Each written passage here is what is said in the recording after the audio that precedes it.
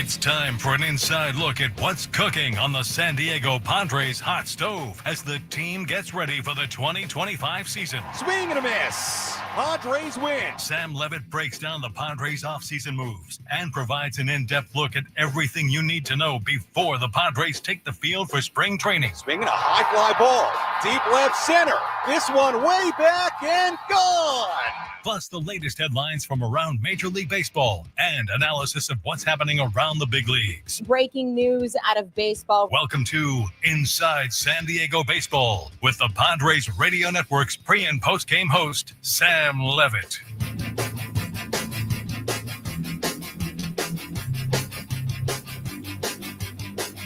We are live on a Wednesday night from Peoria, Arizona. It is a brand new edition, one final edition of Inside San Diego Baseball. Here during this offseason, during spring training, we have been going with you since I think about November, and we are having one final edition of Inside San Diego Baseball from Arizona, from Padres spring training. Sam Levitt with you here at the Airbnb on a Wednesday night. We are taking you up until 9 p.m.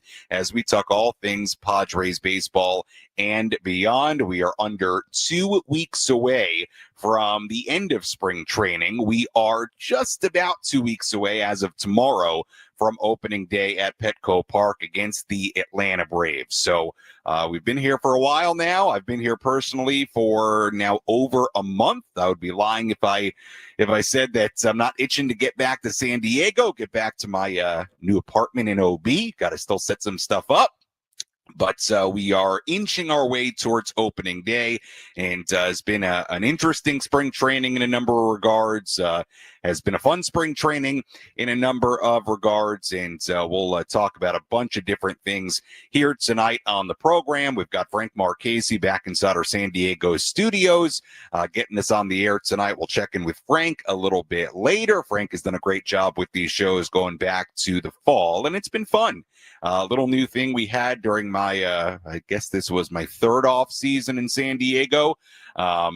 Kind of cool to have the Wednesday night show, keep, abreast of everything going on with the Padres and Major League Baseball. Take your phone calls, and we will do that here tonight. Phone number, as always, if you want to get involved, talk anything Padres related, 833-288-0973. Again, 833-288-0973. The phone number to call. You can also get involved on the YouTube stream in the comments section. We may address your comments a little bit later on in the show. And of course, you can always listen on the Odyssey app, watch on YouTube, whatever way you want to enjoy the program on this Wednesday night. We welcome you to do so. A little bit later as well, we'll also touch on what's going to be a fun Friday in Peoria. Now, tomorrow, the weather does not look good whatsoever, and you may have seen the Royals announced a little bit earlier that the game is getting moved up an hour in Surprise, Arizona, where the Padres are scheduled to play tomorrow because of the weather. Forecast does not look good. Yu Darvish is supposed to pitch for the Padres tomorrow. We'll see if that actually happens because the weather does not look good. But on Friday, we have an interesting day for a couple of reasons. Reason number one is the Padres have a night game, which is a rarity in Peoria, against the Texas Rangers. But reason number two, or number one, however you want to put it, is that we have the spring breakout game, which I will be on the call with Bob Scanlon right here on 97.3 The Fan on Friday afternoon. We'll talk more about that a little bit later, but we'll go over the roster for that spring breakout game. It's really, really exciting. The players the Padres have scheduled to play in that spring breakout game, and really a star-studded roster as far as Padres prospects go. A lot of interesting names on that prospect list, on that spring breakout list, so we'll get into that a little bit later, probably in our second hour as well. We also have a number of interviews to get to tonight, some of which have not been played on social media, some of which have not been played here on 97.3 The Fan. Extended interviews with 4 different Padres tonight. We have Xander Bogaerts. You might have seen that already, heard that a little bit earlier on Gwynn and Chris, but we will replay it for you here on Inside San Diego Baseball. One-on-one with Jake Cronenworth. We have not played that anywhere. A terrific one-on-one conversation with Jeremiah Estrada. Haven't played that anywhere either. And then Jason Adam, terrific conversation with Jason about his career, his journey, the ups and downs, twists and turns of his minor league, of his major league career. Really an inspiring story, Jason Adam is. Because of everything he's been through. So you're going to hear one-on-one interviews with all four of those guys, all recorded in the last week or so. So excited to share some of those, and some of them have not been heard by anybody yet, aside from me. Excited to share those with you throughout the program, starting in our next segment. As far as what the Padres did today, well, it was a forgettable day in Scottsdale, Arizona. Padres lost 13-2 to the Colorado Rockies. Yes, the win-loss record for the Padres in spring training in the Cactus League has not been stellar. They're 5-13, but quite frankly, who cares? There was good and bad in this game for the Padres against the Rockies in Scottsdale. Jose Iglesias had a really nice day, had a couple of hits, scored a run, made a really nice play at second base in the field. Tirso Ornelas had a base hit. Gavin Sheets did not have a home run in this game, did have a hit, though, and did drive in a run. So first game in 4, or I should say, first game in 5 that Gavin Sheets has not hit a home run. He had the 5 home runs in 4 games with the walk-off home run in yesterday's game against the White Sox, but he did have a base hit today. We'll talk about Gavin Sheets a little bit more in a second. Oscar Gonzalez had a base hit in that game. Brandon Lockridge had a base hit in that game. As far as the pitching, that was really where you start to focus on the negative side for the Padres in this game. Omar Cruz, interesting left-handed prospect, got the start for the Padres. He gave up 4 hits, 1 earned run, struck out 2, didn't walk anybody in 2 innings, so not a bad outing for Omar Cruz. Jeremiah Estrada, who's had a really, really good spring. Like I said, you'll hear from him later. He pitched a scoreless inning in this game. The 2 guys, well, really 3 guys that really struggled, and 2 of them are guys the Padres are going to rely on. Number 1 is Robert Suarez, who got 1 out, gave up 5 hits, 4 earned runs, and walked to batter. That's the second really tough outing for Robert Suarez in the Cactus League so far. So, am I concerned? I mean, look, you don't like 2 really tough outings. That was a really tough one today against Colorado. It is spring training. He is trying to mix in more pitches. We'll look a little bit later at kind of how he mixed them up today. But I put it this way. If you're just a tad concerned, maybe, because there have just been 2 really, really rough ones for Robert this spring. But I'm not going to put too much stock in the spring training. I'm not there yet. Wandy Peralta had, after what's been a great spring for him, really tough outing today. Got 1 out. 4 earned runs given up on 4 hits, so he had a tough day. Tom Cosgrove gave up a run on 2 hits. Austin Davis, a lefty, is probably not going to make the team. 3 earned runs given up. He walked 2/3 of an inning, and all in all, it was a 13-2 win for the Colorado Rockies over the Padres. Now the Padres, will see if they'll end up playing tomorrow against the Rangers in Surprise, and the Royals. Rangers also playing Surprise, but the Royals in Surprise. Again, Yu Darvish scheduled to pitch tomorrow, but like I said, the rain not looking great.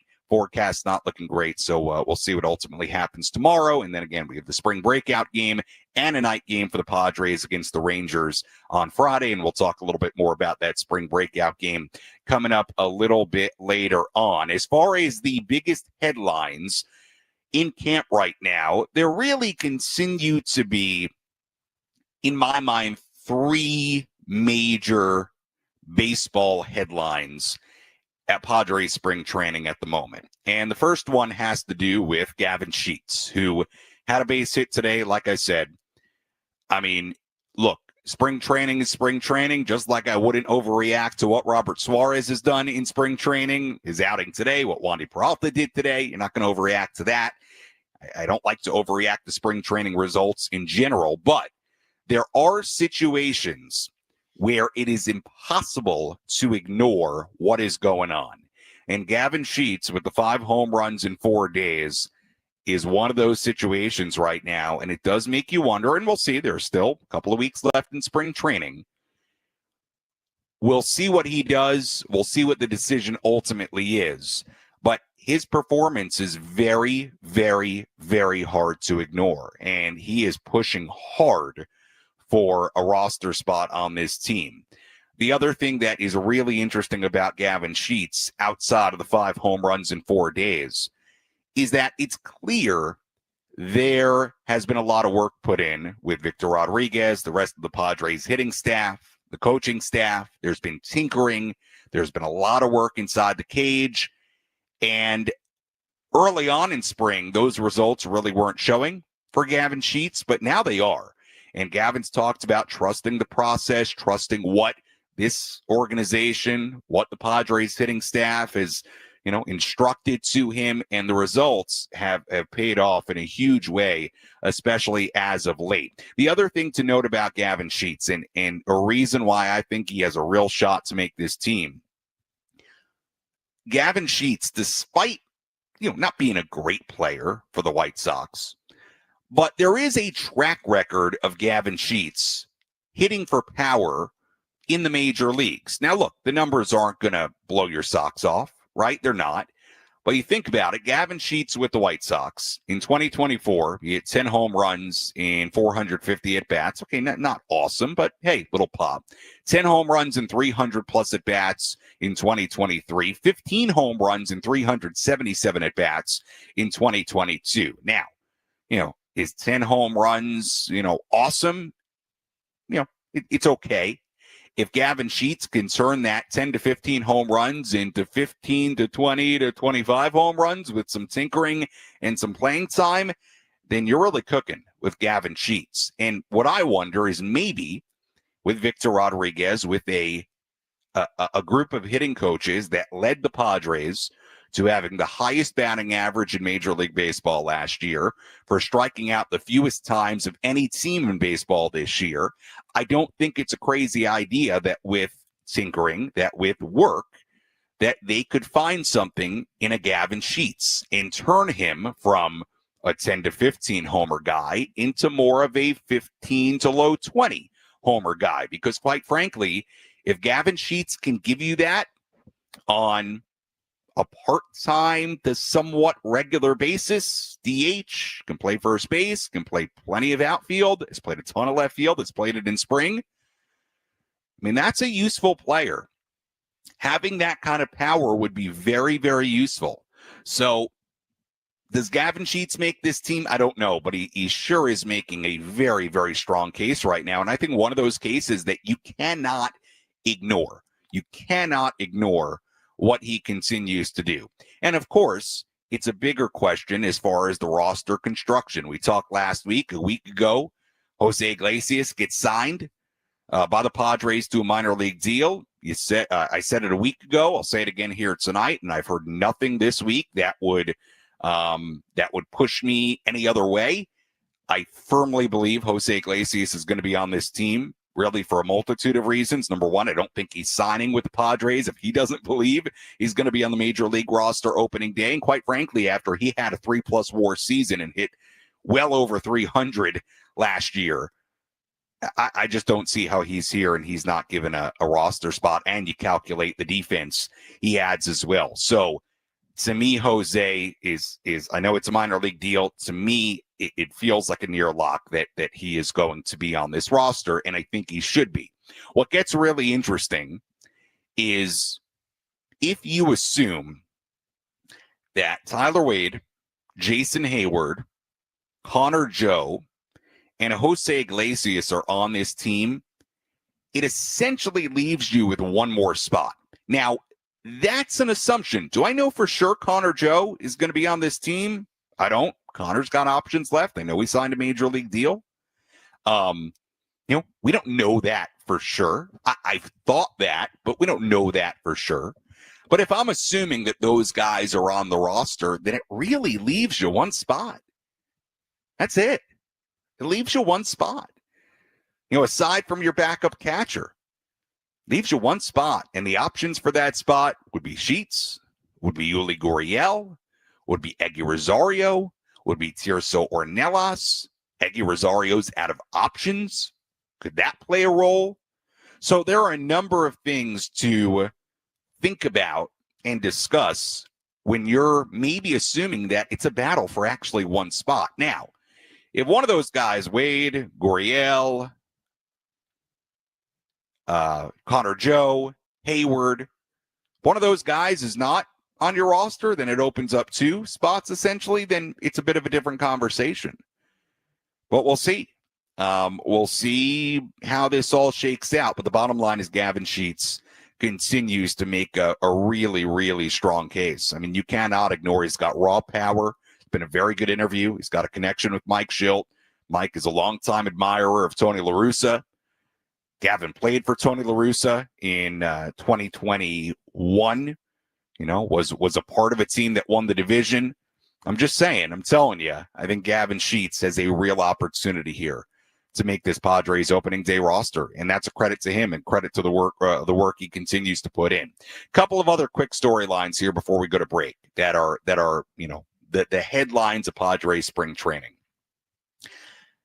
Obviously, the 5th starter spot continues to be a competition. Matt Waldron has had a rough couple of starts, although I don't think he's out of it. Randy Vasquez has continued to not be great, give up a lot of hits. I don't know that Randy's leading the clubhouse for this 5th starter spot. I'll put it that way, but, you know, never say never.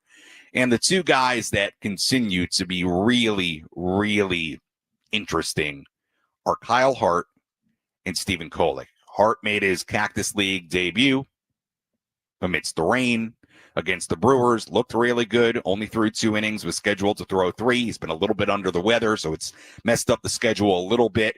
Not quite sure when Hart's going to throw again, but I think it's going to be soon here. Got to get confirmation on what day that's going to be.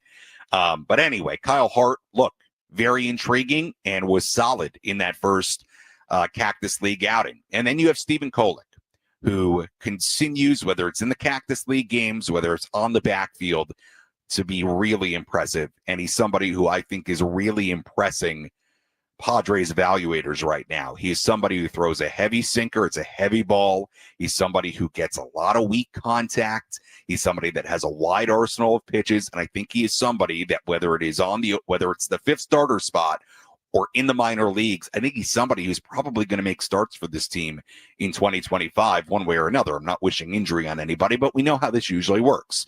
We know that at some point, you usually need some starting pitching depth for one reason or another. I think Kolek has a serious shot. I think Hart has a serious shot. I don't want to dismiss Matt Waldron because, like I said with Gavin Sheets, there being a track record of him providing power in the major leagues. Well, here's one thing that Matt Waldron has that Kyle Hart doesn't have, that Stephen Kolek doesn't have, and that is a sustained record of success for an extended period of time of getting major league hitters out. So I have not given up on Matt Waldron with a couple of rocky spring training starts. And keep in mind, he's using the knuckleball way more than he ever has, and that's been a directive. That's been part of the plan. So I can't go crazy about Matt Waldron. I do still think Matt Waldron has a legit shot to get that 5th starter spot. I'll be interested to see what they do with him. If he doesn't, I would assume it would be back in AAA because it doesn't really profile as a bullpen guy with the knuckleball. It's just too unpredictable. But we'll see what happens with that 5th starter spot. That continues to be another headline. And the final roster-related headline that I'll get to, Brian Hoeing has not thrown off a mound yet. Sean Reynolds is still in a walking boot with that stress reaction in his right foot. It does not appear that either of those guys are going to be throwing on a mound in a game soon. I don't know how far off Hoeing is. He's done some throwing, but sounds like they're going to be pretty cautious with Brian Hoeing, and I get it. It's a long, long season. Had the shoulder issue, no reason to rush him back. But what it means for this bullpen construction is this. You have, with no Hoeing and no Reynolds for sure, you have 2 spots. And the question is, who takes up those 2 spots? And could somebody who doesn't get the 5th starter job take one of those spots as a quote-unquote long man? Alec Jacobs, certainly in the mix. He's been great this spring. Ron Marinaccio, certainly in the mix. I know he had a rough outing the other day, but he's somebody the Padres really like. They really liked when they got him. I'm telling you, Ron Marinaccio has a real shot to make this team and has a nice little track record, what he did in the Yankees organization. You have Johnny Brito, who Mike Schultz said last week is not going to get stretched out into a starter, so he will be a long man. Kind of makes me think there could be a chance on an opening day roster that your quote-unquote long man is Johnny Brito. But again, the final question is, okay, if Stephen Kolek doesn't get your fifth starter spot, is Kolek going to go down to AAA, or is it going to be a long man in the bullpen? Same thing with Kyle Hart. Same thing with Randy Vasquez, quite frankly. And I think there is a possibility that one of those guys that doesn't get in the rotation could go to the bullpen. Not a guarantee, because they also need depth at AAA and guys who are starting and guys that they can count on if and when they need them. But it is something to think about. There are two spots in that bullpen, in my mind, essentially. And there's a number of different ways the Padres can go about filling those two spots. So those are the battles right now. Final roster spot or two on the position player side, what Gavin Sheets has done, really inserting his name in the conversation in a big way. The fifth starter job and the bullpen spots as well. And look, reality is we will not have a definitive answer on these things, probably not until a little less than 2 weeks from now. Camp breaks after the game on Tuesday, 2 weeks from yesterday. So it's going to be a while, but we can continue to speculate and report and opine about what it all may look like. All right, let's step aside. When we come back, we'll get into some of these extended interviews that we have for you on this Wednesday night. Again, you'll hear from Xander Bogaerts. You'll hear from Jake Cronenworth. You'll hear from Jeremiah Estrada.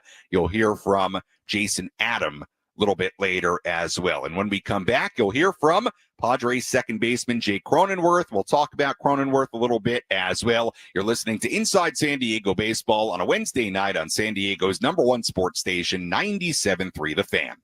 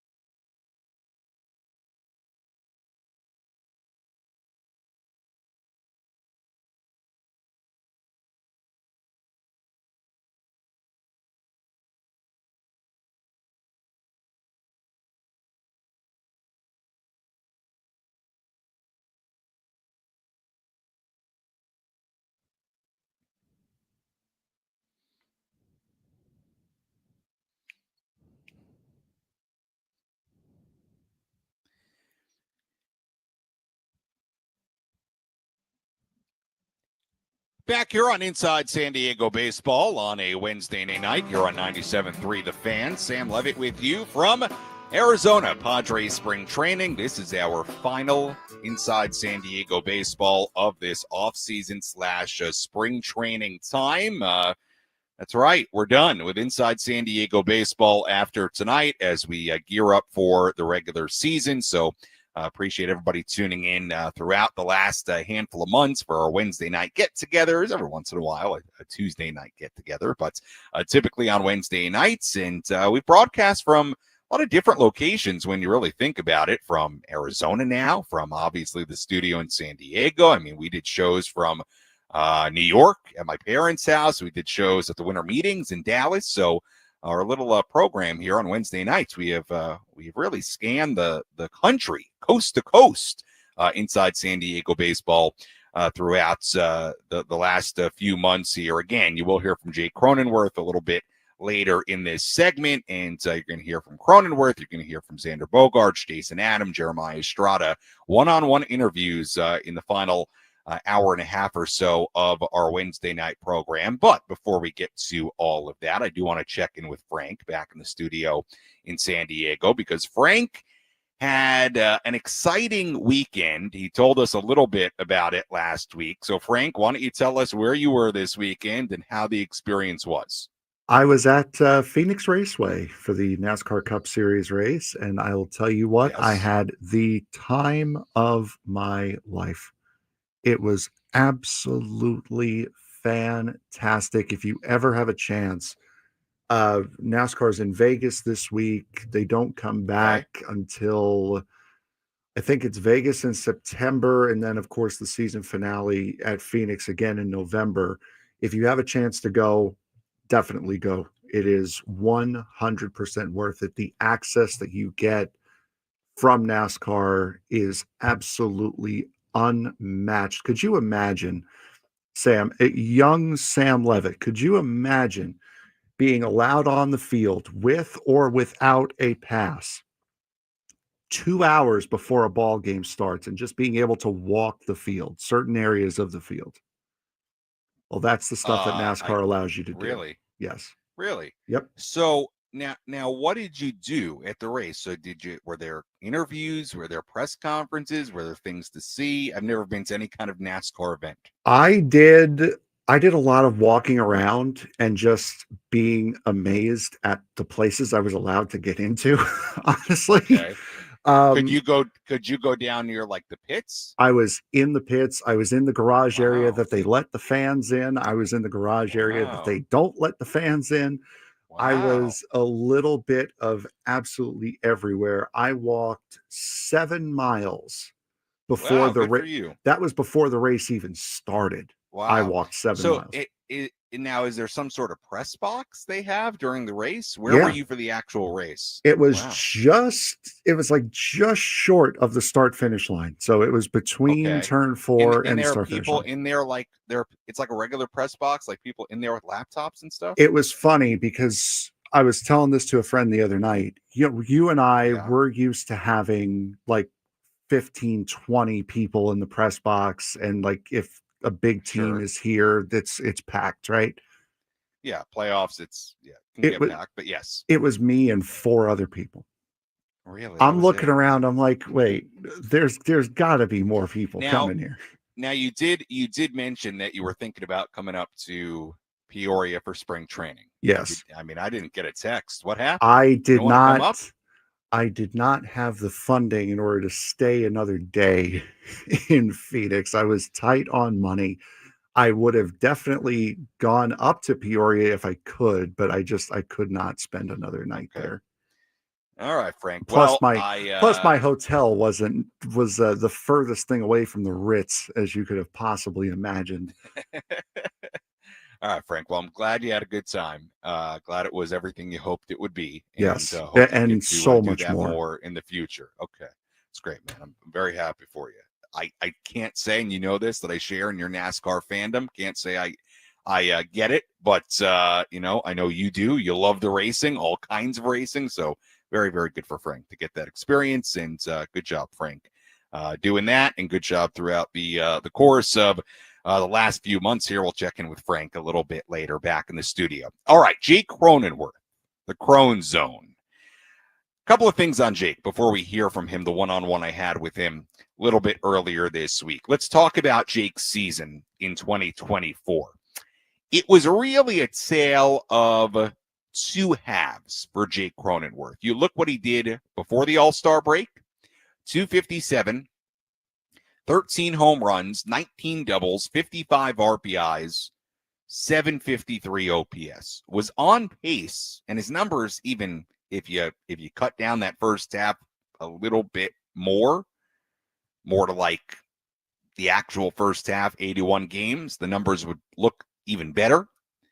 But as you can see, pretty good first 90-plus games. Was on track for a really, really nice bounce-back year. The second half was not as good. 215 batting average. The OPS dropped all the way to 650. 4 home runs in the last 61 games of the year. 28 RBIs, only 10 doubles.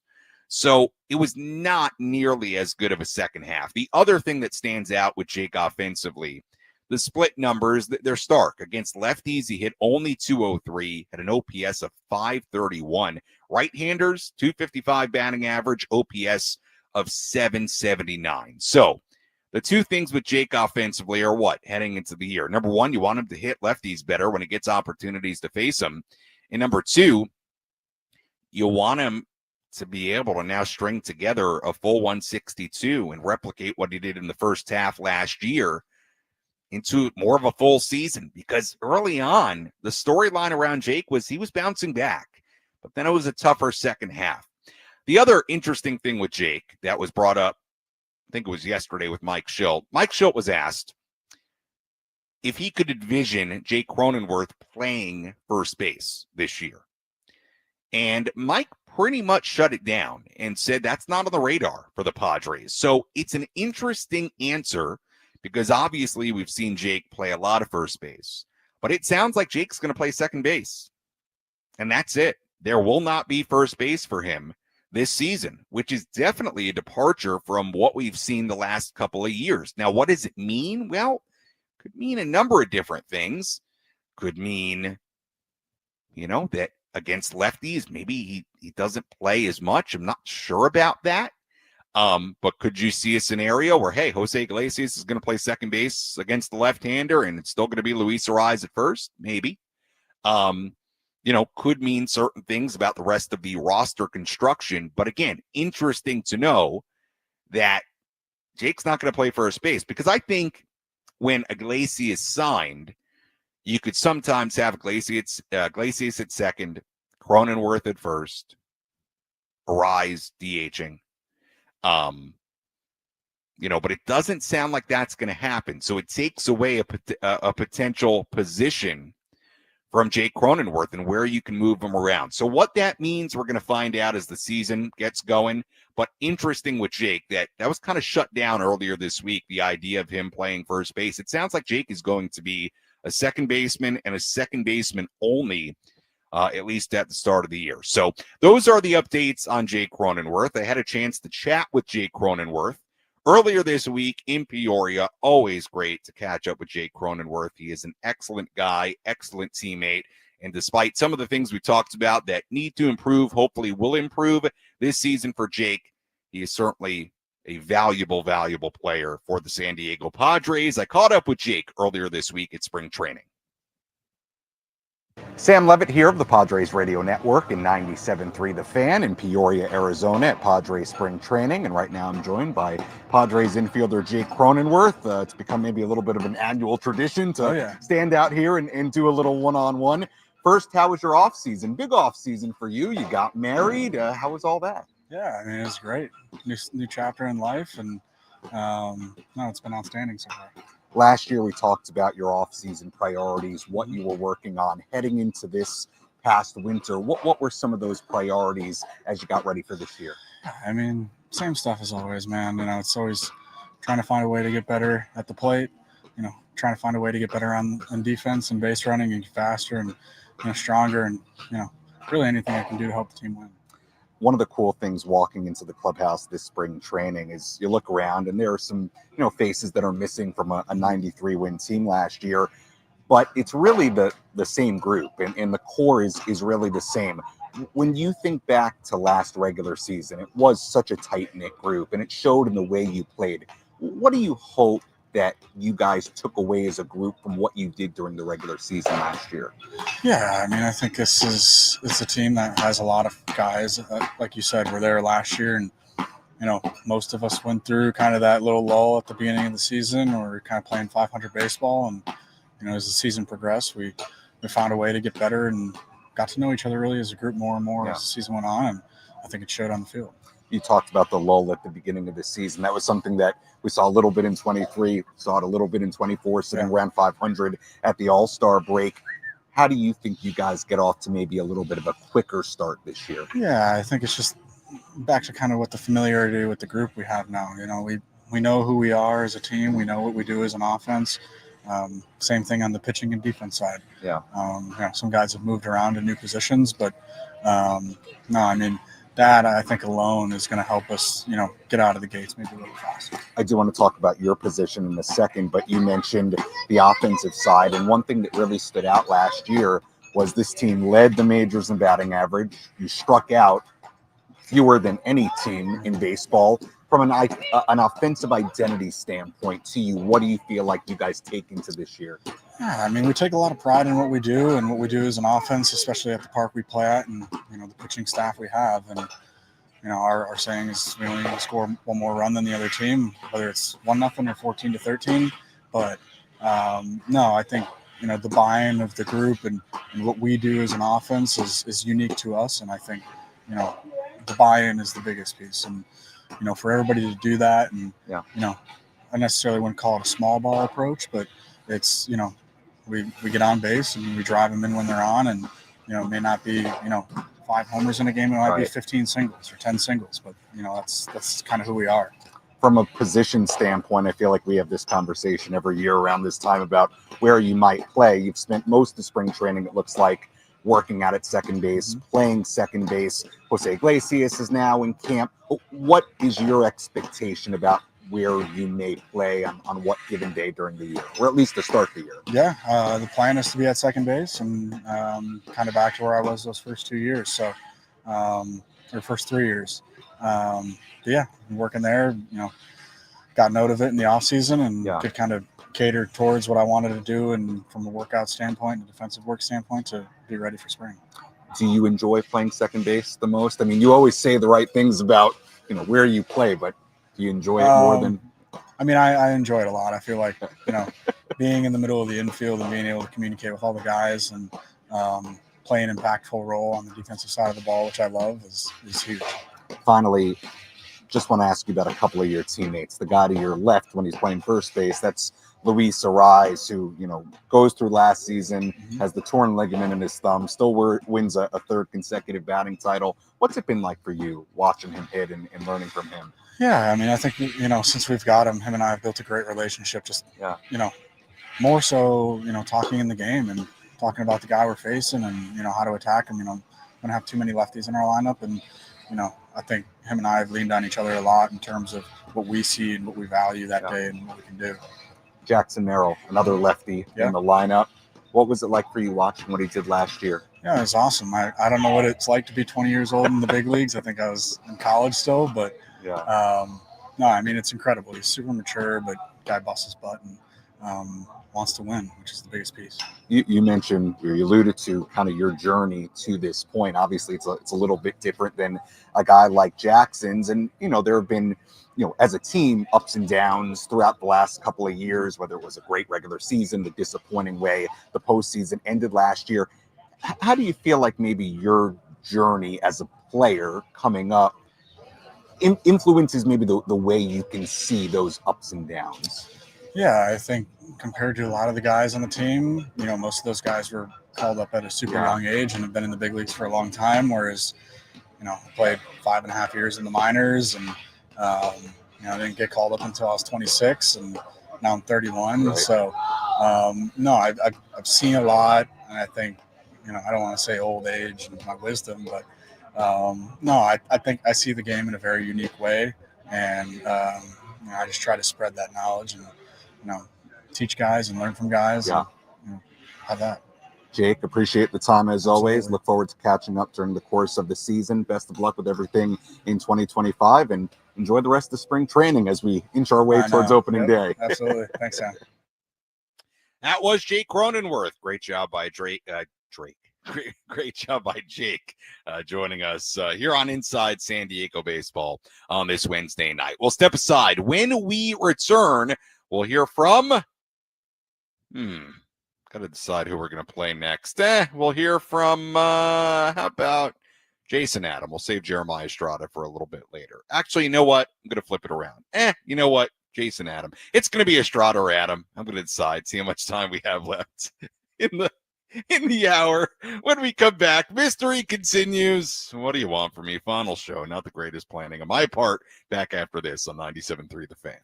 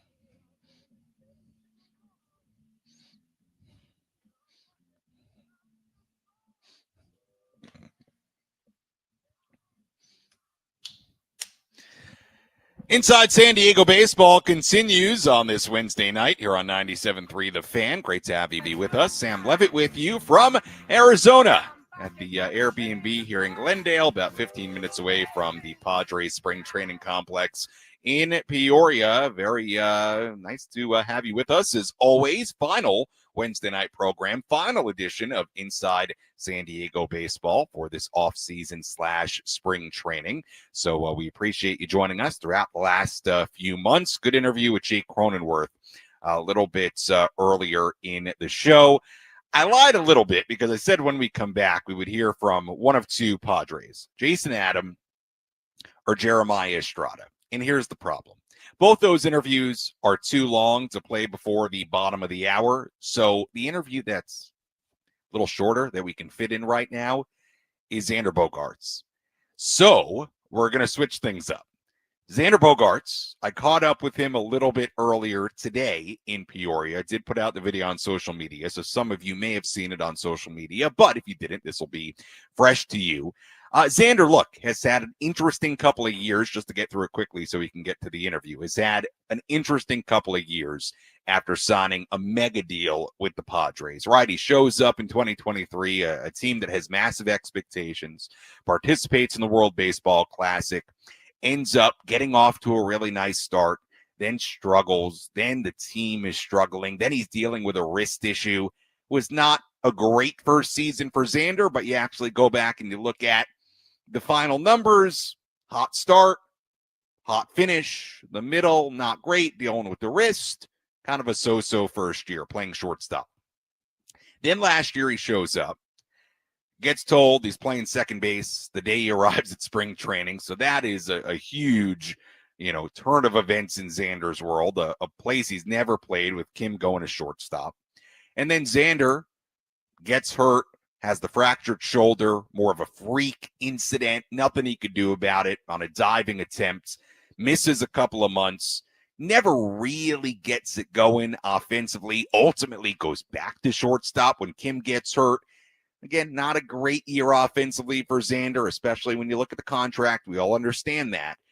But the bottom line with Xander is it's been a very up and down couple of years. And in some ways, sort of a weird couple of years for Xander after signing in San Diego. But the good news is he comes into this year fully healthy, a normal spring training, back to his natural position. And I think, hopefully, fingers crossed, prime for a big year and a year where hopefully he looks more like the Xander that was an absolute star for the Boston Red Sox and winning multiple World Series with the Boston Red Sox. I caught up with the X-Man, Xander Bogaerts, earlier today in Peoria.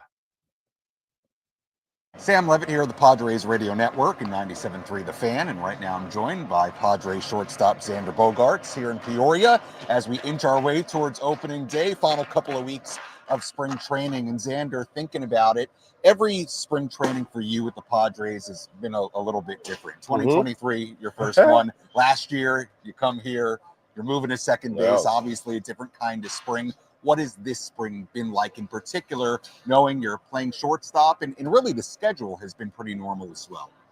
Yeah, I think for the most part, like physically, I mean, I feel good. Don't have any of those issues I had when I did that switch over to second.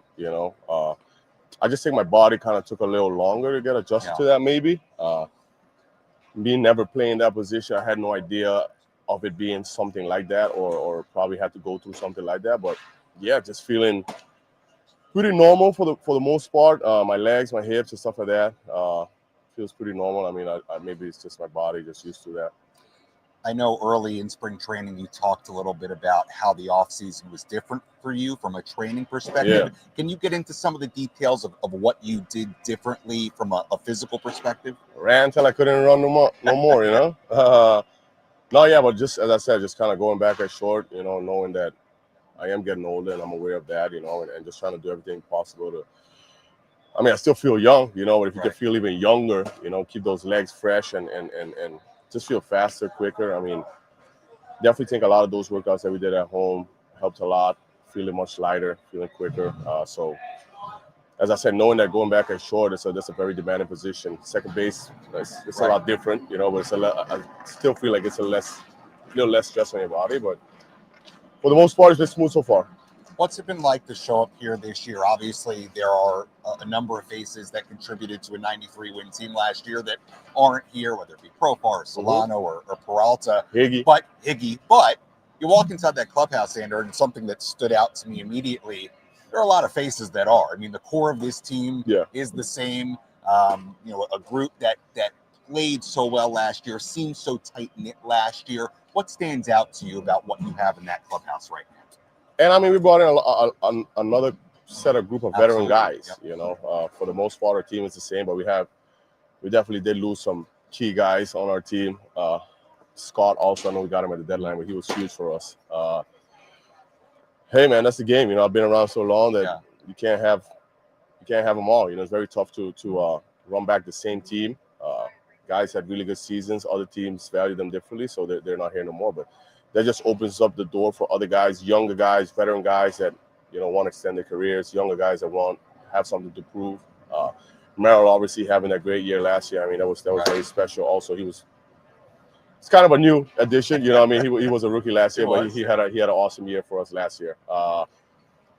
But yeah, as a lot of guys can see, like the younger guys, like, I mean, Jackson did it. We have a lot of guys that probably similar age or a little younger. I mean, if he can do it, you know, that gives them a little push that, you know, it's possible. It was a wonderful regular season. Obviously, it didn't end the way you guys envisioned.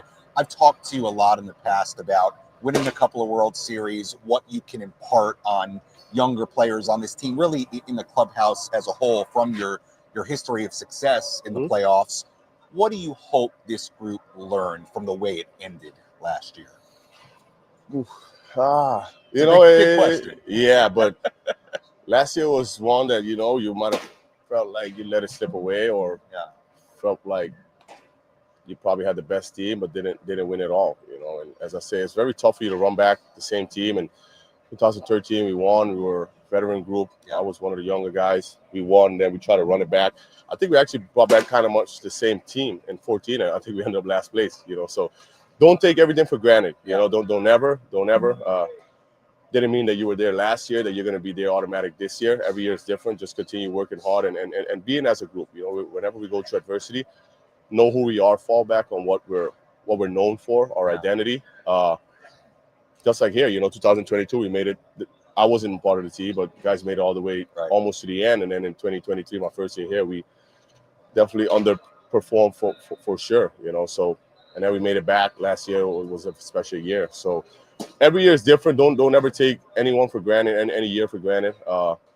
This is a hard game, you know, and all the other teams in the big leagues are definitely adding to their roster. They saw what we did last year also. So makes you also have a little target on your back, you know, to be honest with you. A lot of teams, whenever they show up at Petco, like they want to go after the boys, you know. They know we're pretty good, and hey, it comes with it, you know. When you're good, that's who they want to go after, you know. So be aware of that and understand that that's going to happen, you know. We're up for the challenge. We're definitely excited for this new year, and as I said, last year was very special. Finally, we've talked about your off-season training, your health, your defense back at shortstop. Xander, from an offensive perspective, you know, hopefully you can stay healthy the whole year. What do you want to accomplish? What are your goals this year offensively? Have another Silver Slugs type season. You know, I mean, I've definitely won a couple. Very blessed for those, but definitely having one of those type of seasons. I know my first year here, I was nominated. You know, last year was a very tough one for me personally on a performance level. You know, and listen, this is a new year, and we obviously had, at least I had something special last year that we got so far. We almost had a chance. You know, they kind of took off some of the weight off of yourself and your performance. You know, but you definitely want to help contribute each and every game and hopefully make a big push. So hopefully another solid Xander Bogaerts type season. Well, Xander, great to see you. Thank you for the time as always. Look forward to catching up throughout the course of the regular season, and thanks so much for the time. Enjoy the final couple of weeks here in Peoria. Nothing like Peoria. We'll be in San Diego soon. Thank you. That was Xander Bogaerts earlier today at Padres spring training in Peoria, Arizona. Xander, along with most of the other regulars, did not play today. The game was in Scottsdale. They did play last couple of days. We'll see what the deal is tomorrow. Like I said, the weather report is not great for tomorrow's game in Surprise against the Kansas City Royals. It's also supposed to be quite cold on Friday, so unfortunately that's going to be the weather, it appears, for the spring breakout game and for the night game on Friday against the Texas Rangers. So we'll see when Xander does get back in there. You'd imagine he could play tomorrow in Surprise if they do end up playing tomorrow's game despite the weather. But I think one of the key takeaways there from that interview is that, you know, look, Xander went through his offseason differently. You heard about the running workouts, which was different for him, feeling lighter, being back at shortstop. My hope for Xander is this: entering spring training at his natural position, feeling good, a good offseason, healthy, comfortable in San Diego, coming off what was a good year for the team, albeit a rough ending, but a good year nonetheless. You hope that Xander is ready and primed to have a really, really, really big year, a Boston Red Sox type of year. That's what I hope for Xander Bogaerts, because if he can be that guy, it really raises the ceiling of this team in a major way. It makes the offense that much better, and it's in there for him. It's absolutely in there for him. We know the type of player he's been, and now it's a question, can Xander kind of regain that standard for himself in 2025? We're going to find out. When we return, we've got 2 more interviews. Jason Adam, Jeremiah Estrada. We'll talk about the Padres spring breakout roster. Hour number 2 of Inside San Diego Baseball coming up when we return right here on 97.3 The Fan.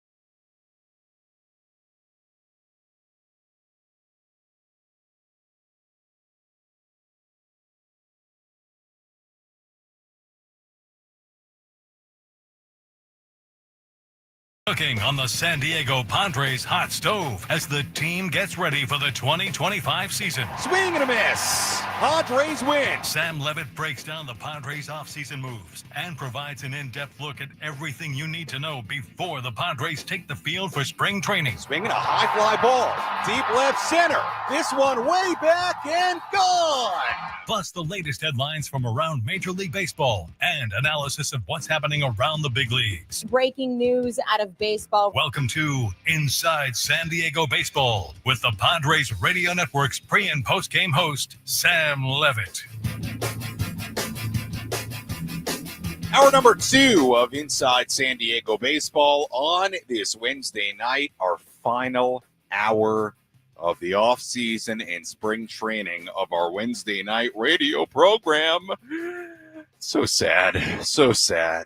I'm heartbroken. It is coming to an end here on Inside San Diego Baseball. Now, that is sad, but the reason it is coming to an end is a good one because we are just about 2 weeks away from opening day. So don't fret. Once we're done with the Wednesday night program, starting on Thursday, March 27th, you're going to have me for a long, long baseball season, pre and post, all year long, as we've done the last 3 years. So you will have plenty of me here on 97.3 The Fan, but we will be done, at least for the moment, with Inside San Diego Baseball for the non-baseball season portion of the calendar. We do want to give you an update from the Mountain West tournament, conference tournament, the championship game. Winner gets an automatic bid to the NCAA tournament.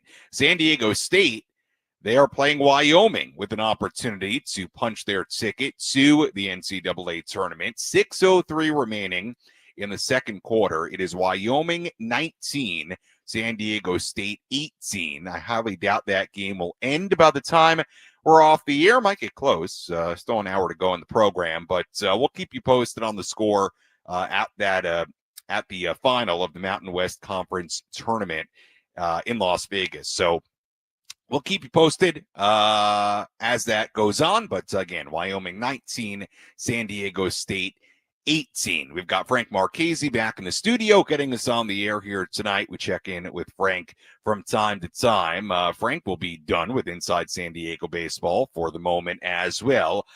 Frank, I'm going to tell you right now, we've got to insert some new music into our music beds for pre and post. So I'm going to have to get you some additional music. I think we got to freshen things up for a new season. Do you agree? I was going to say, that's all on you, bud. I don't pick it. That's on you.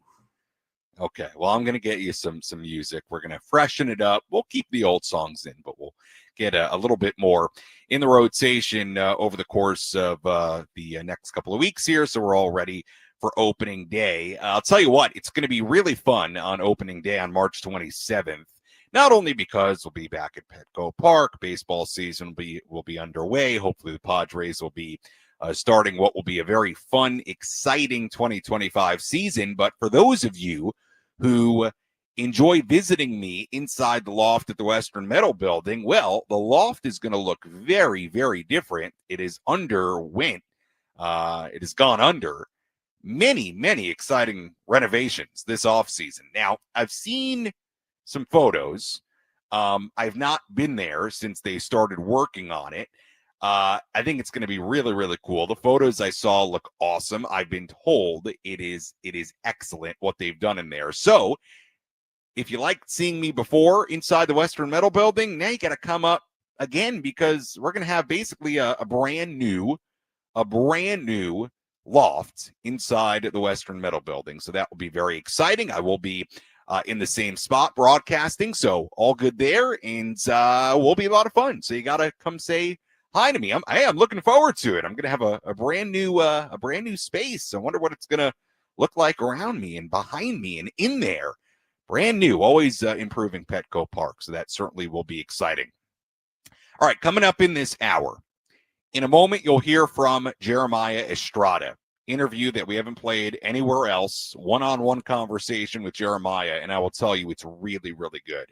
He was great in this interview that I recorded yesterday in Peoria. So stay tuned just a minute for that. Jason Adam, Padres reliever, excellent conversation about his career, the twists and turns of his career, the injuries. It really is quite the story. We'll hear from Jason around 8:35 or so in our final segment. And in our next segment in a little bit, probably more around 8:20 or so, we'll go over the spring breakout roster. I'll be on the call alongside Bob Scanlon for that game on Friday at the Peoria Sports Complex right here on 97.3 The Fan. So we'll talk about what the spring breakout game is, number one. And we'll also preview just parts of the roster and kind of the exciting nature of the spring breakout game. But first, we focus on, speaking of breaking out, a guy who certainly broke out last year in the Padres bullpen, and that would be right-hander Jeremiah Estrada. Estrada was terrific. I mean, out of nowhere, a guy we sort of knew about as spring training started, made his case, was excellent in spring training, got on the opening day roster, and really never looked back. Estrada last year, 2.95 ERA, 62 appearances, 61 innings. He struck out 94 in 61 innings. He walked 23. Of course, he had the run of 13 consecutive strikeouts at one point, set a new major league record, got big outs, became a high leverage right-hander in the Padres bullpen from the Coachella Valley. Really, really good interview with Jeremiah Estrada. I was very happy to catch up with Jeremiah in Peoria yesterday at the complex. Sam Levitt here of the Padres Radio Network and 97.3 The Fan, and right now I'm joined by Padres reliever Jeremiah Estrada. And Jeremiah, what a difference a year makes. I feel like last spring training got to know you a little bit. You were a new face inside the clubhouse, battling to make the team, and not only did you end up making the team, but you end up emerging as one of the top relievers for this Padres team in 2024. Let's talk about this past year. How would you sort of sum up what the experience has been like, both on and off the field? More than anything, it's just been a blessing. With my faith, I couldn't have done it without my Lord and Savior Jesus Christ. It was just like the fact of yet alone changing to a team that has a bunch of veterans, the staff, and yet alone just being close to home. Mm-hmm. But it's just kind of crazy to just think about what happened last year, but absolutely blessed to just be a part of this organization, to be a part of the team, to be surrounded by all the great guys that we have in the clubhouse. And just with my success last year, I just give all the thanks to just our catchers. Mm-hmm. I don't even think I shucked more than 10 times that entire year, and I think it's just the best thing to have is your relationship with your catchers and the trust that you could have. And I mean, they called the pitches, and if you guys did see me shake, it's probably because it's part of the sign, but all credit to them, man. They're just beasts out there, and they do what they can to make us do good. In your mind, because you mentioned catchers, what makes a really successful relationship between pitcher and catcher? Trust. That's the biggest thing. Throughout the minors, throughout even high school. I think the number one as a pitcher is to have a relationship or to kind of have a sort of on the same page kind of mindset with the catcher yourself, because no one's going to know the game better than that guy. And as now being a reliever, coming in the back nine or the back end of the bullpen. You just go in there and be like, all right, what you're supposed to throw. But this guy knows how the game's going, and I'm just like full on, like whatever you got, bro, I'm in. I've never touched a button on my side, and I think that's the biggest part is just having faith and trust in that catch. And if things don't work out, all right, he got a hit off of it. Whatever, turn the guy, let's get the next guy. That's it. Jeremiah, off the field, we talk about last year and you showing up as a new face. Off the field, how has it changed for you? Just as far as the San Diego community, do you get recognized a lot more? How much has your life changed in the last year away from the baseball field? A lot. I think growing up, everybody wants to be known. Everybody wants to be kind of their names called out, stuff like that, Seeing Tatis and all these fans, that's sick. And I think every single person would like that, and growing up, I've always told myself that, I've never really idolized other players growing up. I've always told myself I wanted to be a big leaguer, but never told myself I want to be just like that guy. I've always wanted to have my own version, and I'm kind of becoming what my version was as a kid. But it's crazy. You walk around and I'm just like, hey, that's Estrada. I'm like, you recognize me, like it's pretty weird, But beyond blessed and just Yeah. grateful, my girlfriend and I, we love it, and sometimes we hate it because sometimes it could be a bit extreme. Right. But that's just part of it, and I'm not ever disappointed in it, and I love every single bit of it. And it's hard to say no to fans who just want autographs from me, because I was a fan once. Jeremiah, when I think about last year, there were a lot of great moments, great images, but I'll tell you, one of the moments that really sticks in my mind is you breaking the strikeout record. Everybody cheering for you as you stood outside the dugout after a Padres win. I mean, it was really a remarkable moment and so cool to see you accomplish that during the offseason. Did you think about that 13 straight strikeout run and how special that was? Yeah, I think that was the time to kind of enjoy it more. Yeah. During the season, I think even just going into that, the 10 strikeouts or whatever, it's just it's not really on my mind. Yeah. Every day is another day to kind of get the most important job of the day, which is to be dominant, Right. which is to dominate and to get the win. Yeah. To come in and do what I could do for the team. But towards the end of the year, it's kind of crazy when people bring it up and just like, how was it? I'm like, it's cool. It's cool. I was more focused on, Right. we got the win.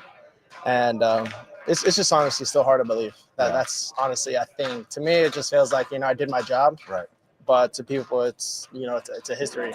It's just a blessing, Yeah. and to this day, people show me the cards. I'm like, damn, it's crazy. Yeah. Like you come back from being a kid, always hoping for your card. And you know what? Now you have a card, but it's about you breaking a record, and really to this day, I don't think I'll ever really forget that and cherish this moment. So we've talked about last season. We've talked about the off season. Now going into your second year in San Diego, obviously a lot of things contributed to your success. The chitter, maybe specifically, what was your goal this offseason and coming into this year? What were areas that you saw that still could use improvement? Honestly, I just kind of, I don't know. I want things to kind of be the same. Yeah. Of course, there's always improvements. I think the idea of the improvements was just to get more work in, more harder work in. I took the sacrifice to just kind of not be home, my hometown, which is only 2 hours away. But I stood in San Diego and just got to work with the best training staff that we have and the strength coaches that we have. Just stood home, and just wanted to just show them that I'm all into just the team for next year. I don't take losing lightly as well. Yeah. I always want to be I like to win, and no matter what it is, you and I can go out and race right now for 60 yards. And if you beat me, I'm going to be mad. So, but it's just kind of getting that competitive mindset, at the end of the game, this game's like 80% mental, and kind of just getting the game right, getting, of course I wanted to have a six pack and all, but it's like, like I felt healthy last year. Yeah. That's the first year I've ever had that many innings. I didn't want to really do too much. I wanted to take my time off, kind of get some rest in and, just get ready for the next year and just get to work. I think we've kept things the same and kind of just, I think at this point, the most thing that I'm worried about, which is how my career has been, is just healthiness. That's about it. You said you like to win. Obviously, it was a terrific regular season for you, terrific regular season for the team. I know the ending of last year was not what this group collectively wanted, obviously, with how it ended. What sort of impact did that have on you last year, the way things ended in your mindset heading into this year? Kind of just felt like a right hook. It's an expectation that you kind of feel like the team was there, that was the team to win it. Yeah. But of course, at the end of the day, it's just baseball. Some things are going to happen. It could be pitching cannot work or hitting cannot work. At the end of the day, it's either or. They had a good, they beat us at the game. And unfortunately, it was who it was. And me growing up liking that team, now I despise that team. So now I hate it. And like I think that just created more of like, I'm not gonna lie, this offseason, if I'm working out and most of the kind of like, okay, everybody's got that lazy day, like I don't want to wake up at 8 o'clock in the morning. I just watch a video of them winning, a video of them talking after and using that as, all right, I'll see you next year. Right? Like kind of just like that, because like it's the same thing as like, I lost a CIF high school championship, and from there on, it's always been like, at some point I'll get my revenge. Yeah. At some point I'll get my revenge, because I'm big on revenge. I'm big on, like, sports wise. You football, you laid me out, I'm gonna lay you out and make sure you don't get up. That's how I was. But I think we're all like that. We're all hungry right now to kind of get our revenge back, to just be dominant again this year. And we got our chip in our shoulder right now, and we're ready to go to war. Jeremiah, it's been wonderful to watch your journey over the last year or so. Good luck with everything this coming season, and we'll be sure to catch up with you during the course of the year. Thanks so much. Thank you. I appreciate it. That was Jeremiah Estrada, Padres reliever, entering his second season with the San Diego Padres. I thought an excellent job there by Jeremiah, talking about the keys to his success last year, talking about the way his life has changed. I mean, how fascinating is that? Again, I think it is really, really remarkable when you think about who Jeremiah was a year ago, somebody who showed up at spring training. Padres had claimed him off waivers. Not a guy that, quite frankly, I knew anything about entering Peoria last year. Does really well in spring, ends up on the team, ends up going through the 13 consecutive strikeouts, makes a name for himself in just a huge, huge way, and goes on to be a high leverage guy, and a guy that now you're counting on for 2025. It is simply a remarkable, remarkable story what Jeremiah Estrada did last year. It really, really is. And I'll tell you what, you listen to what he said there in the final answer about the Dodgers and about the inspiration and the motivation and watching them win when he needed motivation and the revenge. I mean, hey, it gets you fired up, right? And, you hope the Padres do, in a way, have that chip on their shoulder, use the way last year ended, the bitter ending to an otherwise really sweet year.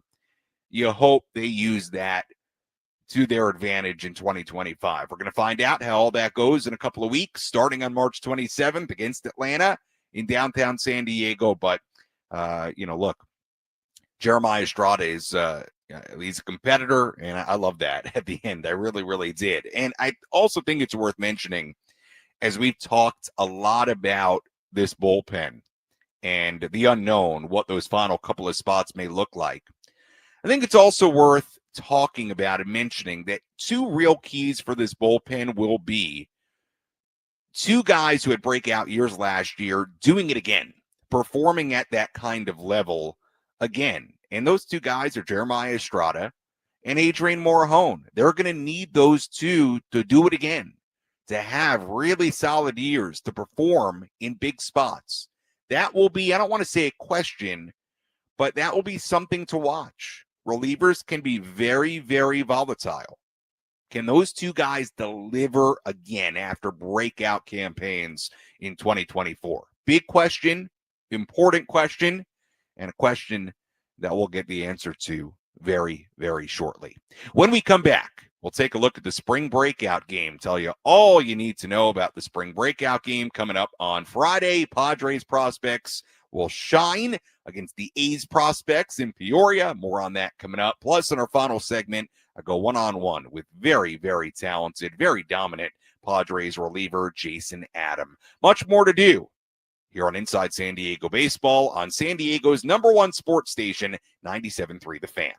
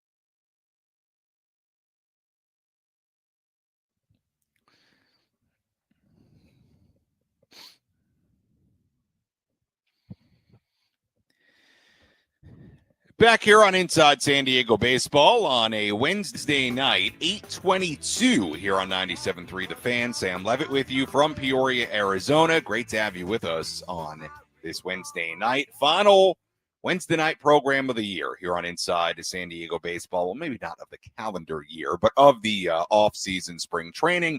We've been doing this since, I think, November. I don't think we did it in October, but we've been doing this the last few months every Wednesday, talking Padres baseball with yours truly, Frank Marchese, back in the studio, getting us on the air here tonight. And again, if you miss me on Wednesday nights, don't fret. I mean, number one, I'm on a ton more on the station if you listen at other times, which many of you probably do. And also, March 27th, pregame, I'm back. So you'll have me pregame and postgame all season long. So don't fret. I'm not going anywhere. But yes, Wednesday nights after tonight, they are coming to an end. We will hear from Jason Adam. Really good conversation I had with him last week here in Peoria at Padres spring training. We'll catch up with Jason. Really fascinating conversation about his journey, all the different twists and turns he had, en route to becoming a dominant right-handed reliever. But before we hear from Jason, before we get back to the major league side of things, I did want to tell you about the spring breakout game. Now, for those of you who might remember, the spring breakout game didn't happen for the Padres at the time it was supposed to happen last year after the major league team left for Korea. It was raining, horrible weather day in Peoria, so we didn't end up having it when we were supposed to have it. I ended up leaving from Peoria back in San Diego. They did play, I think, some version of it last year, but it was not the grand event that it was supposed to be because of the weather. Unfortunate. Thankfully, the weather looks okay. Should be cold on Friday, but rain-wise looks okay for Friday, which is good. Fingers crossed. The spring breakout, MLB spring breakout, it is not just something involving the Padres. It's a 4-day event, second year of the event, showcasing baseball's future, the current stars of minor league baseball, both in the Grapefruit and Cactus League stadiums. They are hosting exhibition games between teams made up of each major league organization's top prospects. 16 exhibition games played between teams. The Padres playing the A's, who play in Sacramento now, on March 14th, 2:40 p.m.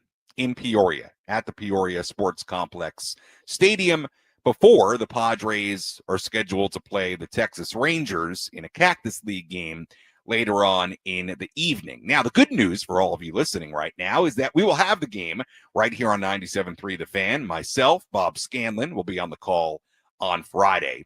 And I wanted to go over some of the prospects that will be on the Padres roster for this second spring breakout game. Second time they've done it after last year.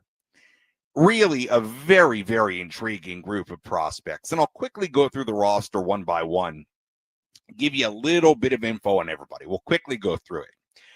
The top of the pitchers list, we'll begin with the pitchers. Cash Mayfield, number 3 prospect in the organization, 25th overall pick in last year's Major League Draft, 20 years old, 2-time Gatorade Oklahoma Player of the Year. Left-hander, smooth delivery, Cash Mayfield, who has not appeared in a minor league game yet, but certainly very exciting young prospect. Boston Bateman, 2nd-round pick in last year's Major League Draft, 19 years old. I saw this guy throw in the backfield. He's huge, 6'8", great fastball, hammer curve, menacing presence on the mound at 6'8", big lefty, big guy. Very excited to see Boston Bateman. Braden Nett, somebody that we saw quite a bit in spring training. Very interesting story how he got to this point. Faced a good Dodgers lineup in spring training. Made a couple of Cactus League starts. Braden Nett, excited to see him in the spring breakout game. Isaiah Lowe, and some of these names you may not know. Some of the names you might. Depends how close you follow the Padres minor league system. Isaiah Lowe, number 10 prospect in the organization, 11th round pick in 2022 at a high school in North Carolina. Had a really nice year for Lake Elsinore in 2024. 3 ERA, 1.18 whip in 72 innings for Lake Elsinore, finished the year at high A. Victor Lizarraga, very, very intriguing prospect for the Padres. Lizarraga is somebody who has spent each of the last handful of years at one affiliate. Last year, he was spent all season at AA San Antonio, 4.03 ERA. He's only 21 years old. Was one of only 4 20-year-olds to throw more than 90 innings at AA last season. So very interesting, talented right-hander. Bradley Rodriguez, we know about him, has appeared in plenty of Cactus League games on the roster. Really, really exciting young arm. You probably know a little bit by now about Bradley Rodriguez.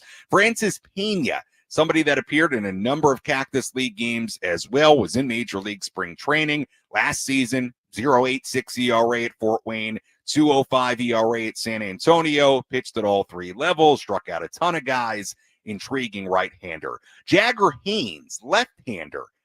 Somebody who's really interesting. Number 20 prospect in the organization, had Tommy John surgery in 2021. Last year was truly his first full minor league season, through 100-plus innings. Somebody Padres are high on, a 5th-round pick in 2020. Brian Balzer, right-hander from Japan. Interesting story. Signed by the Padres as an international free agent. Underwent Tommy John surgery. Throws a good fastball, still young, but from Japan, Brian Balzer. Manuel Castro, right-handed reliever, throws hard. Nice numbers as a reliever in the minors last year, somebody the Padres have a lot of hope in. Finally, on the pitcher side, David Morgan. David Morgan, 25 years old, went to Hope International College, NAIA school, was actually a star center fielder there, always had a great arm, ultimately converted into a pitcher, and now is one of the highly touted right-handers in the Padres system. As far as the catchers, Ethan Salas, you know a lot about Ethan Salas by now, 18 years old, one of the top prospects in all of baseball, potentially the catcher of the future for the Padres, Ethan Salas. The other catchers, Lamar King Jr.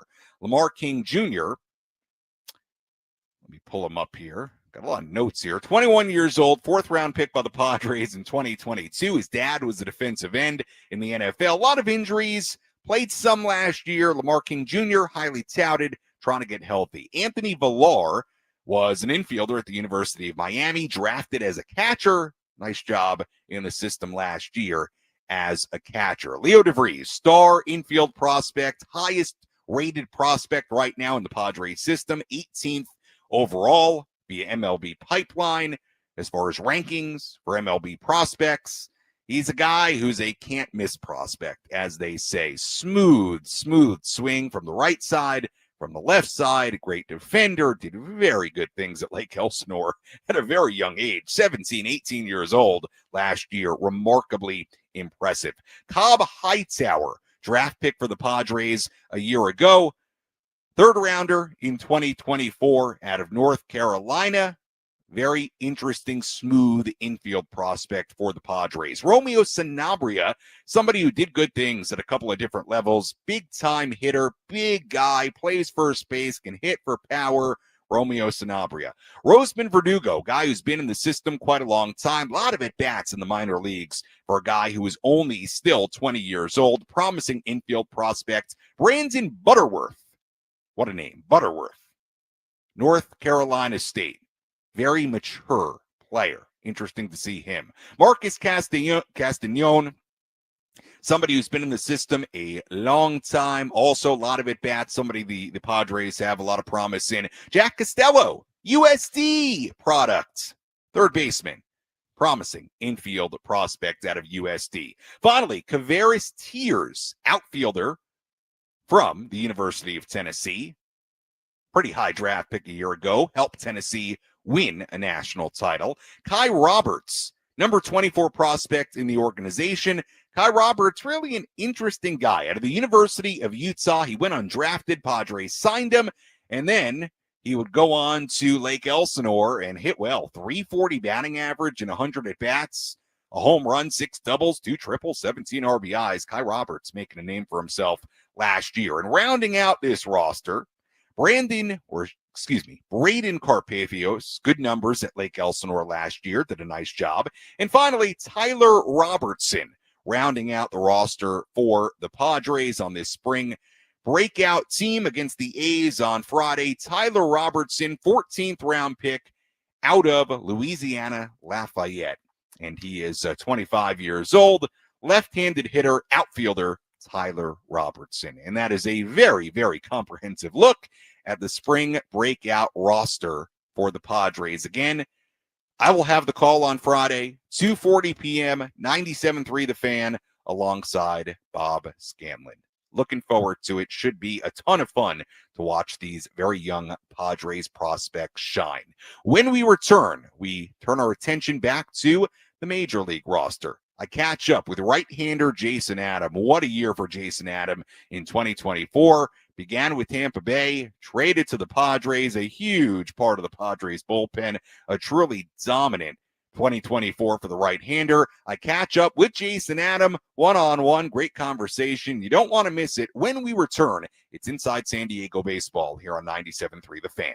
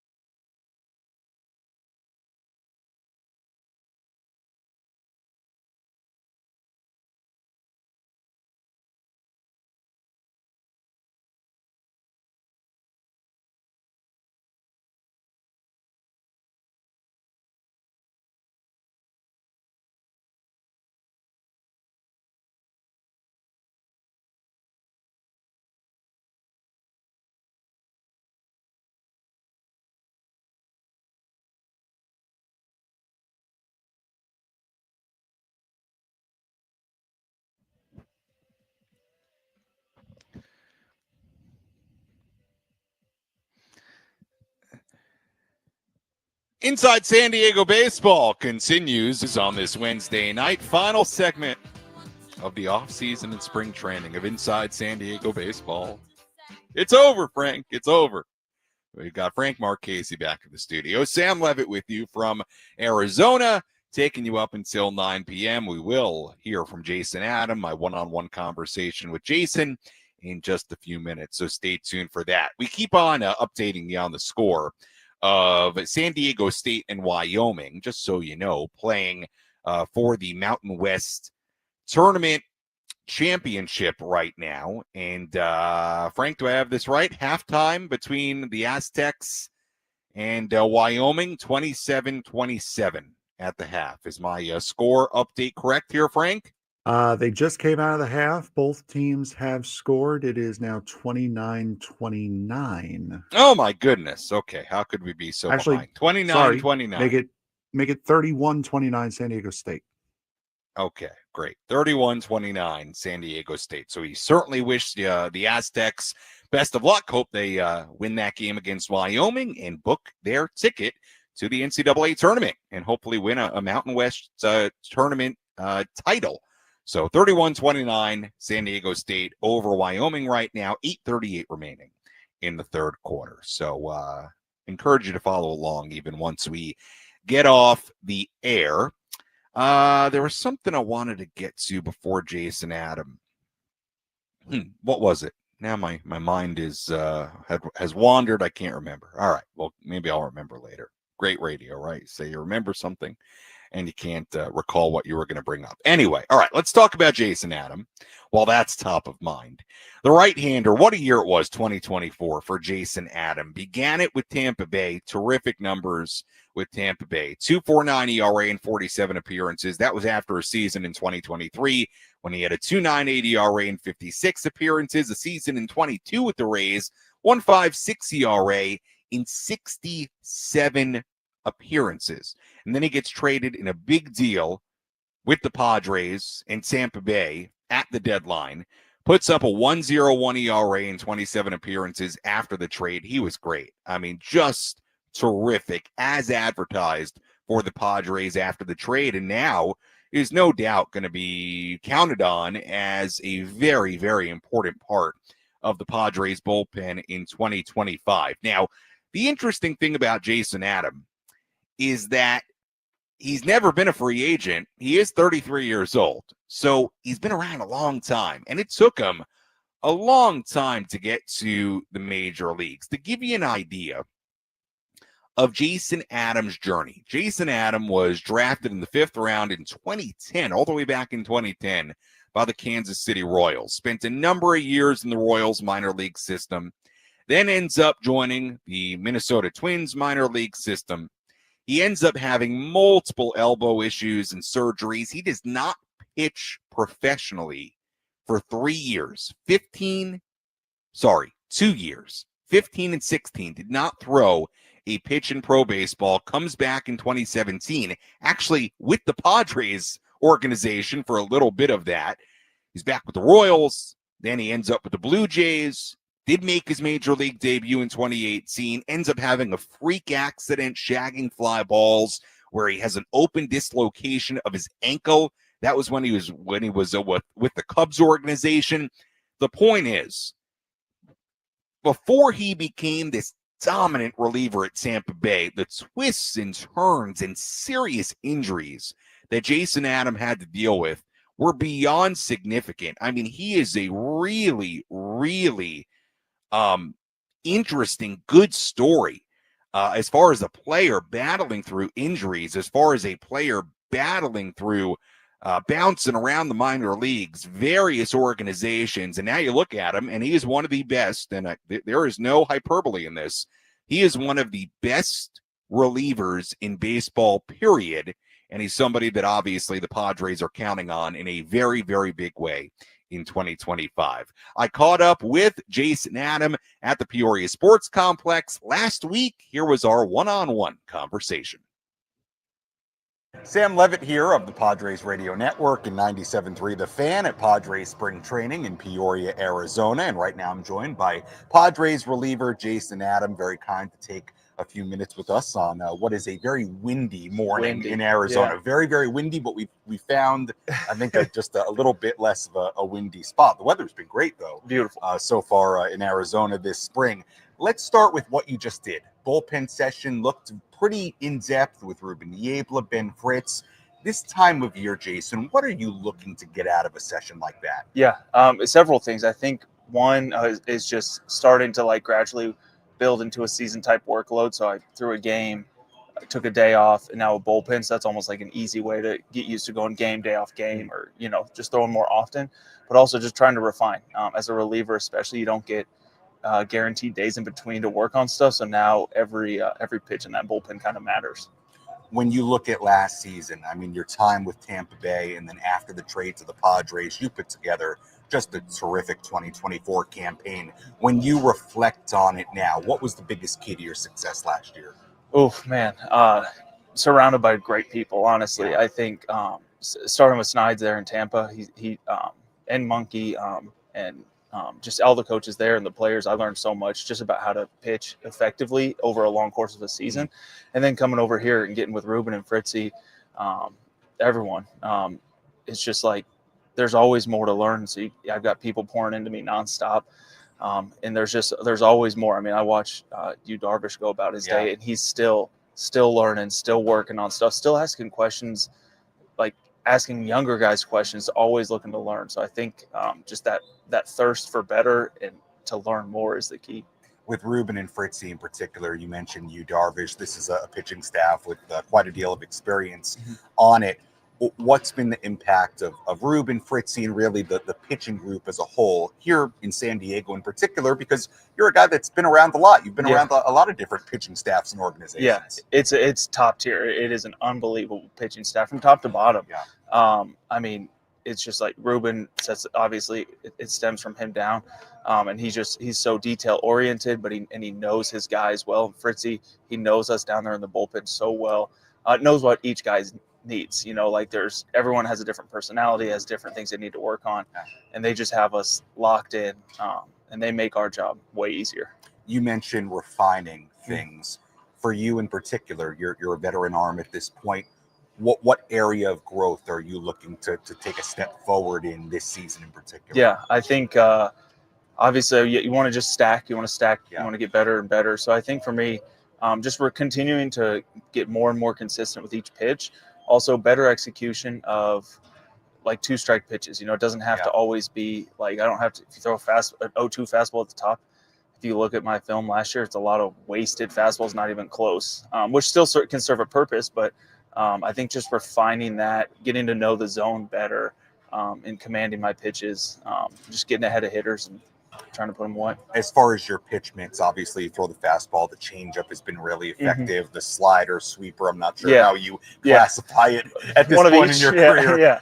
What do you feel like last year really worked from the off-speed pitch perspective? Yeah, I think part of what worked is the unpredictability of it. So I have the harder slider and the sweeper. Yeah. So just being able to play those off each other, executing the changeup. When I'm executing the changeup, pitching becomes that takes care of a lot of things. It makes all the other pitches better. But I think how the pitches play off each other is huge, and just establishing early good strikes. And that's probably top for me. Jason, your story, I mean, it has so many different twists and turns. You arrive in San Diego last year as this guy from Tampa Bay who already was doing great things, and then you do what you did last year in a Padres uniform. You were dominant late last season, but the really fascinating thing about you is that, I mean, your story, there were serious arm injuries, serious leg injuries, multiple organizations, time in the minor leagues. How would you sum up your journey to this particular point? Because it's it was windy, but also incredibly inspiring too. Yeah, no, it was. There were some hard days in there, especially like you mentioned, the 2.5, almost 3 years out with the elbow, and then just some fluke injuries, the open ankle dislocation, and just felt like I couldn't catch on and have sustained success. I feel like it took me forever just to break into the big leagues. And then once I got there, a lot of up and down, not because of service time. I mean, it was because I was bad, you know, like I'd show flashes of good and then I'd be bad. And I just couldn't put it together. But I always felt in the heart, like every time I got released, every time I got DFA'd, whatever, injured, I would just pray about it, be like, am I still supposed to be playing? And if the answer seemed like yes, I'd just keep pushing on. And I was thankful I had a supportive wife, supportive family, people that stuck alongside me and just, hey, if you believe in you, then I believe in you. And they they kind of held me together through it all. From a mentality standpoint, how do you think that's influenced you today as a veteran reliever in a bullpen? Like just going through all you went through with the injuries and all the different twists and turns. It changed my perspective completely. I went from basically the belief that, like, if I just work hard, I'll get whatever I want. Because when I was a kid, that's kind of how it worked, which is a good thing. Working hard is good, and it's going to put you in a good place, but not always. There's plenty of hard workers that never made the big leagues. So now I get to approach it with more of like a child, like I'm playing a kid's game. It's like every day I get to put on a uniform and get to go, even just practice. It's a blessing. And it's become a lot more fun. I'm out there because we play baseball, we don't work baseball. So there's work to be done to have success, but ultimately when I'm out there on the field, it's a game. I'm playing. I'm trying to be loose with it, have fun, and just not take any day for granted, because you're one fluke thing away from never getting to play again. So you never know when it'll be taken from you. So trying to have that attitude, just, hey, I have today, I have right now, and it's a blast, and I'm gonna do it as long as I can. And I'll echo that. I mean, I see that on your face when you're in the clubhouse, when you're on the field. From what I've seen, the last half a season in spring training, always in a good mood, willing to talk, and very friendly. So I think that really comes off. Last thing for you, the first thing I feel like you notice beyond the numbers with your pitching style is this delivery where the ball goes kind of behind the back of your head. And what I find interesting about that is that it's something you actually developed, and correct me if I'm wrong, while you were first with the Padres system the first time around. So can you explain that process? Because it was something, if I understand correctly, that was kind of out of necessity because of the injuries. Yes. Yeah. So I was on year 3 of rehab for my elbow injury, and I just couldn't, like, every time we thought it was okay, we'd start throwing and it would hurt again. And I knew, I wasn't so naive to not know the reality of the sport. I knew I was like, I'm probably like on the fence of getting released here. So I just went to Garvin was our rehab pitching coach at the time. I was like, hey, can I just try something out? And he's like, brother, like, yeah, do whatever you want. And so I put the ball by my ear, and then I just stepped and I threw, and I was like, hey, that didn't hurt. Wow. So then I just kind of I just kept stepping. I'd go a little further. I went to 60 feet. I was like, put it by my ear and threw. Didn't hurt. And eventually I was long tossing, just holding the ball, touching my ear. So when I got to bullpens, I was like, I just came here. I was like, I guess just come sit right here. Wow. And and it just happened to work. And I think it actually worked in my favor. I think my stuff got a little better. There was some deception added. So that was like something that worked for good unintentionally when I was just trying to find a way to throw without pain. Absolutely fascinating, and changed the trajectory of your career. Yeah, absolutely. Yeah. So I did that. I got healthy, got released, understandably, and then ended up, so that was in late August, and then I ended up debuting the following May, and started the up and down journey. Well, Jason, great to have you here in San Diego. You certainly did a wonderful job after the trade last year. Exciting to have you a part of the Padres bullpen again in 2025, and best of luck with everything this season. Appreciate the time. Thank you. Glad to be here. Love San Diego. All right, that was Jason Adam. Really good conversation. Hope you enjoyed it with Jason Adam, a guy who, again, like you heard there in the interview, has been through a lot in his career. Injuries, elbow injuries, freak injuries, as far as the open dislocation of his ankle, the up and down journey from the minors to the majors, and found a home in Tampa Bay. Really transformed himself with that new delivery from behind his ear. It's something that you can't miss when you watch Jason. Really transformed, like we just discussed, his career, his baseball career, and his life, really. So outstanding stuff there from Jason Adam. And like we said, hey, it's a bullpen that has a lot of talent in it. I know Robert Suarez hasn't had the best spring, but you hope that's just a blip on the radar for Robert. Jason Adam, who continues to be terrific. Jeremiah Estrada, Adrian Morjon. We mentioned those two guys needing to, be what they were a year ago. And then Yuki Matsui, you hope it's a better year for him. Wandy Peralta, you hope it's a bounce back year for Wandy. I think there's reason to believe it will be. He's looked very good in spring training despite a tough outing today. And then we've discussed those final couple of spots being up for grabs and kind of the interesting ways the Padres can go about filling those final 2 spots. The idea that maybe Johnny Brito would be a long man for one of those final 2 spots, or the idea that somebody who doesn't win the 5th starter job would maybe take one of those spots. We'll see. Padres have some options. It is one of the handful of questions still remaining about the Padres here as we, as of tomorrow, will be 2 weeks from opening day. So let's kind of go through the schedule here in the next couple of weeks before we have one final sign-off for Inside San Diego Baseball on these Wednesday nights. Padres are scheduled to play in Surprise tomorrow against Kansas City. It's not a great forecast. I kind of wonder if that game's going to get played. It already got moved up an hour because of the weather, 12:15 p.m. now with the start time in that one. Back home against the Rangers on Friday at 6:40. Again, we have the spring breakout game, 2:40 p.m. on Friday. Myself, Bob Scanlon, will have the call of that Prospects game on Friday afternoon right here on 97.3 The Fan. Then the Padres wrap up the Cactus League schedule on Monday, March 24th, with one final game against the Mariners. Off day on Tuesday, off day on Wednesday of that week. And then finally, opening day on the 27th against Atlanta at 1:10 p.m. And by the way, that first homestand, 4 against Atlanta, Thursday, Friday, Saturday, Sunday, 3 against the Cleveland Guardians, Monday, Tuesday, Wednesday, the week of March 31st, and an off day Thursday. Padres have their first road trip, 3 in Chicago at Wrigley Field, and then 3 in Sacramento against the A's early in the season, first 6-game road trip of the year. And from that point, we are off and running with the Padres 2025 season. Should be a lot of fun. Again, for those of you who have tuned in over the course of the last few months with Inside San Diego Baseball, we very, very much appreciate it. Of course, you can catch me before and after every Padre game throughout the season right here on 97.3 The Fan, our 1-hour pregame show. I presume I will be on the air at 12:10 p.m.